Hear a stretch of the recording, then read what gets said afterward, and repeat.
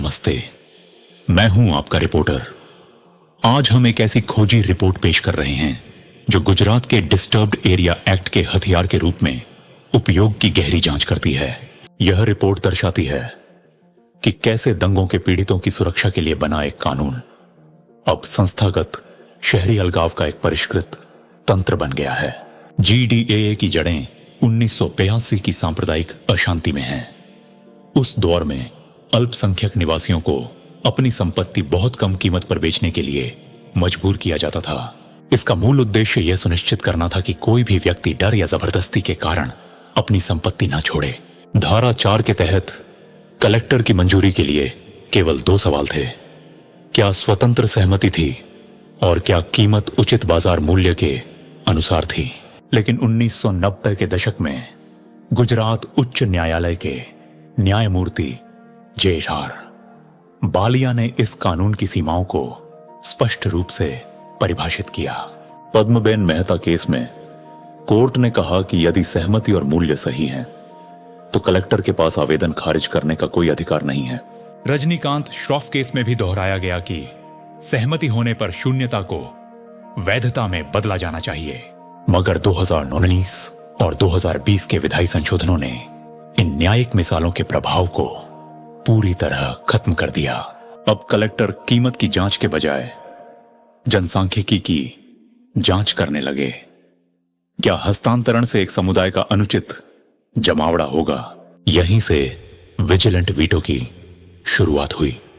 यदि पड़ोसी दावा करें कि बिक्री से सांप्रदायिक तनाव होगा, तो कलेक्टर बिक्री रोक सकता है। अनधिकृत हस्तांतरण के लिए दंड बढ़ाकर 3 से 5 साल की कैद कर दिया गया, जिससे अल्पसंख्यकों के लिए बाजार ठप हो गया। हाल के वर्षों में इस एक्ट का उपयोग सक्रिय तोड़फोड़ और अल्पसंख्यक बिल्डरों के उत्पीड़न के लिए होने लगा है। जनवरी 2028 में अहमदाबाद नगर निगम ने पालड़ी की नूतन सर्वोदय सोसाइटी में मुस्तफा मियां शेख का आलीशान बंगला ध्वस्त कर दिया। कारण स्थानीय विधायक के आरोपों के बाद कलेक्टर ने 2023 के वैध हस्तांतरण को भी अवैध घोषित कर दिया।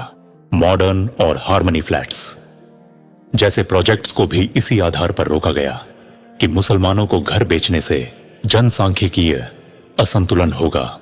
डाटा गवाह है।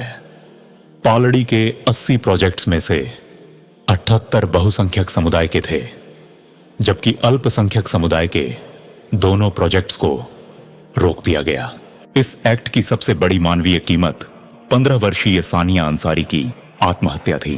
सानिया के परिवार ने घर खरीदा था, लेकिन विक्रेता के बेटे ने GDAA का हवाला देकर कब्जा देने से मना कर दिया और उन्हें प्रताड़ित किया।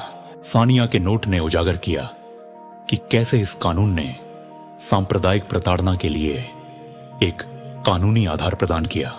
यह कालक्रम साफ दिखाता है कि कैसे एक सुरक्षा कवच को धीरे धीरे एक घातक हथियार में बदल दिया गया। आज यह एक्ट यह सुनिश्चित कर रहा है कि लोग अपने घेतो गेटो से कभी बाहर न निकल सकें। निष्कर्ष यह है कि GDAA आज एक अदृश्य ढांचे के रूप में कार्य करता है, जो समुदायों को अलग और असमान रखता है। यह रिपोर्ट संघर्ष नहीं, बल्कि सुधार और संवैधानिक बराबरी की मांग करती है। क्या हम एक न्यायपूर्ण समाज की ओर बढ़ेंगे? गुजरात के विकास में सबको बराबरी का हक मिलना चाहिए। इस रिपोर्ट को देखने के लिए धन्यवाद। देखते रहिए सच के साथ।